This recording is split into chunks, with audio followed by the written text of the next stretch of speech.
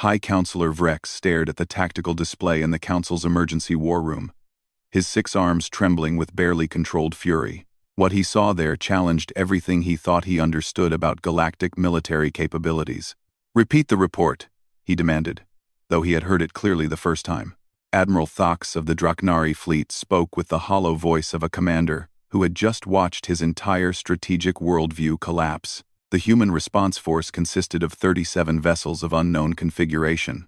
They emerged from hyperspace at coordinates that should have been impossible to reach without advanced warning of our fleet positions. Vrex's black eyes reflected the holographic display showing the Perseus sector battle. Red markers indicated the positions of destroyed Draknari vessels, while blue markers showed human ships that had emerged from the engagement without a single loss. They engaged our forces at a range of over 4 million kilometers. Thax continued. Our weapons could not reach their vessels. Our defensive systems could not stop their attacks. The engagement lasted 17 minutes. We lost 43 ships. They lost none. The silence in the war room was deafening. Around the central table, representatives from the galaxy's 3 major military powers struggled to process what they were hearing. The Draknari had deployed one of their elite battle fleets, vessels that had dominated galactic warfare for thousands of years. Humanity had destroyed them like they were training targets. "What about their ship designs?" asked General Kalara of the Orion Confederation. "Did our sensors gather any useful intelligence?" "That's the problem," Thax replied, manipulating the holographic display to show sensor recordings from the battle. "Our sensors detected massive energy signatures, but the ship configurations don't match anything in our databases. They appear to be using weapon systems based on principles we don't understand."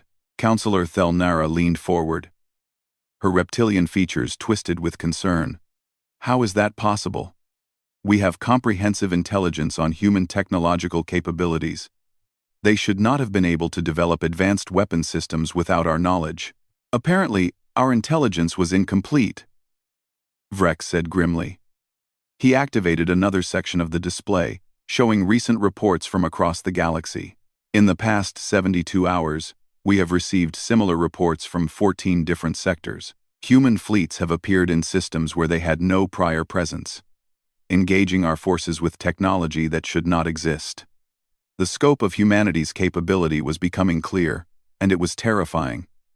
For months, the Council had assumed that humanity's withdrawal from galactic politics meant they were retreating to consolidate their limited resources. Instead, they had been preparing for war on a scale no one had imagined possible. "There's more," added Intelligence Director Zale, activating additional displays around the room. "We're receiving reports of massive infrastructure appearing in systems we thought were uninhabited. Shipyards, mining facilities, defensive platforms. It's as if humanity has been building a parallel civilization in empty space."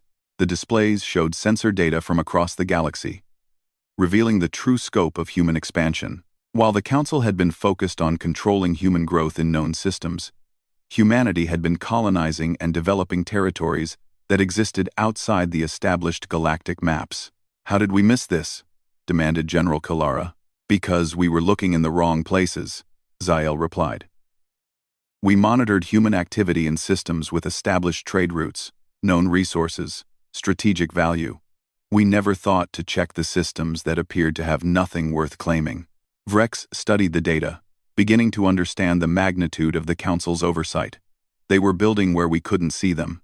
"Not just building," Zael corrected. "Recruiting. We've identified alliance treaties between humanity and over 300 minor species. Species we didn't even know were spacefaring. Apparently, humanity has been making contact with civilizations throughout the Outer Rim and providing them with technological assistance." The tactical implications were staggering. The galaxy's major powers had maintained control by keeping the smaller species divided and technologically dependent. If humanity had been systematically making contact with these civilizations and providing them with advanced technology, then the entire foundation of galactic power structure was under threat. "What about the attack on their merchant vessels?" Vrex asked. "Was that engagement typical?" Admiral Thax's expression grew even more grim. "The attack was a disaster from the beginning. Our intelligence indicated the human merchants would be lightly defended. Instead, when our forces engaged the convoy, the merchant ships themselves opened fire with weapons comparable to our battleships. Merchant ships with battleship-grade weapons? It gets worse, Thox continued. When our forces attempted to retreat, human military vessels appeared from hyperspace. Not only did they arrive faster than our fastest ships, but they demonstrated tactical coordination that suggests real-time communication across interstellar distances. That was impossible. Faster-than-light communication had been the holy grail of galactic military technology for millennia. If humanity had developed reliable, instantaneous communication systems, then their military capabilities were potentially unlimited. "Sir," came a voice from the communications station. "We're receiving priority transmissions from all sectors.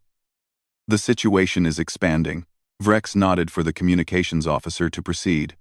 Throughout the war room, displays began showing incoming reports from across galactic space. Each report told the same story: human forces appearing where they weren't expected, engaging with technology that shouldn't exist, and achieving victories that defied all military doctrine. But the reports weren't just military. Trading posts that had been under Council economic control for centuries were suddenly declaring independence and switching to human-mediated trade networks. Defensive installations that had enforced Council authority in the Outer Rim were going offline. Communication relays that formed the backbone of galactic coordination were being systematically disabled. "They're not just fighting us," realized General Kalara. "They're dismantling the entire infrastructure of Council authority." "How long before we lose all military assets in the Outer Rim?" Vrex asked. "At current rates of engagement," Thox calculated quickly. "Approximately 6 weeks. But that assumes they maintain current operational tempo. If they accelerate their campaign, we could lose effective control of outlying territories within 2 weeks. Vrex slammed one of his arms against the table. "Deploy the core fleets, all of them. We end this before it spreads to the interior systems." "Sir," Zale said, quietly. "I should mention that we've lost contact with the core fleets." The room fell silent. "What do you mean, lost contact?" "The Centauri Defense Force, the Soul Guard, and the Vega Patrol all stopped responding to communications 36 hours ago. Long-range sensors show massive energy signatures in all 3 systems, but we can't determine what's happening." The implications hit Vrex like a physical blow. The core fleets represented the largest concentration of military power in galactic space.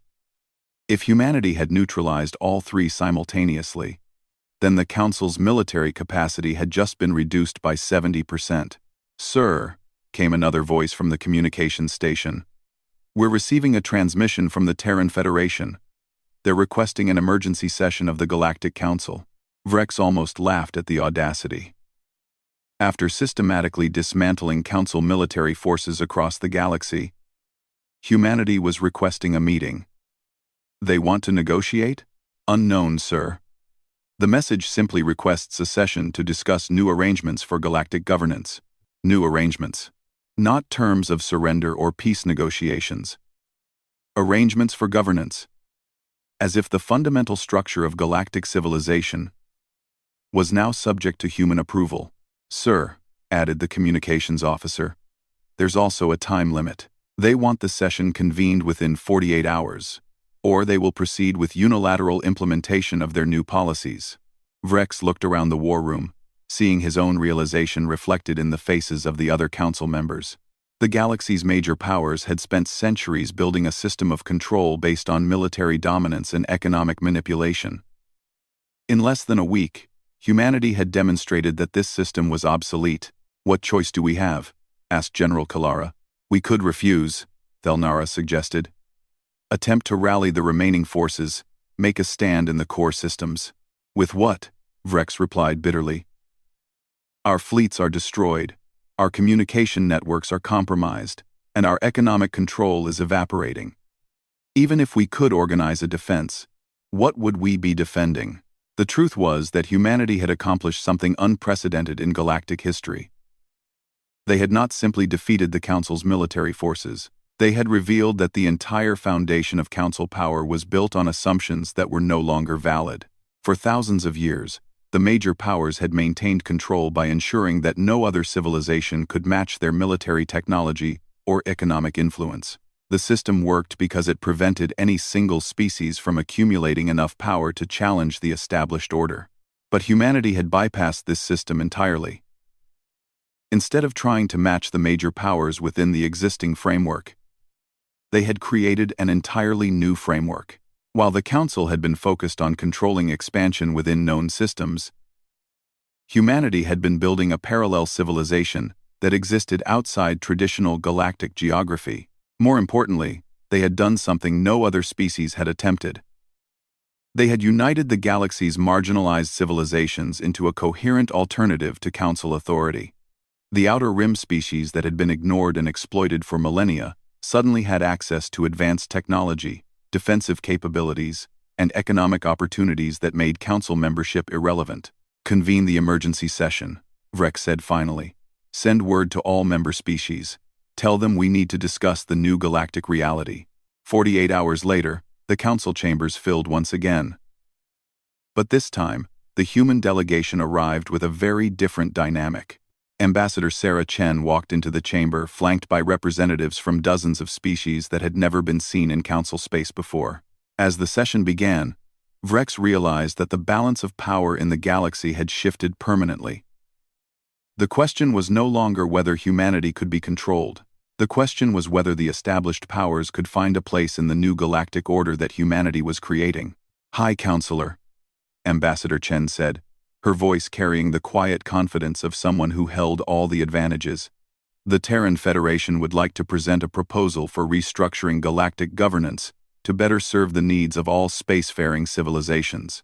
She activated a holographic display that showed the galaxy divided into new zones of influence, with humanity and their allies controlling vast territories that had previously been considered empty space. "As you can see, the old territorial boundaries are no longer viable.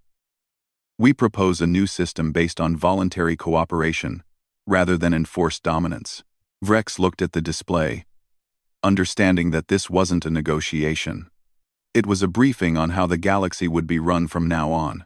The species that had once ruled galactic civilization through fear and control now found themselves in the position of minor players in a system designed by humans and their allies. The war had been fought and won before most of the galaxy even realized it was happening. In the end, humanity hadn't conquered the galaxy. They had simply shown it a better way to exist, and most of galactic civilization had chosen to follow them rather than continue living under the Council's limitations.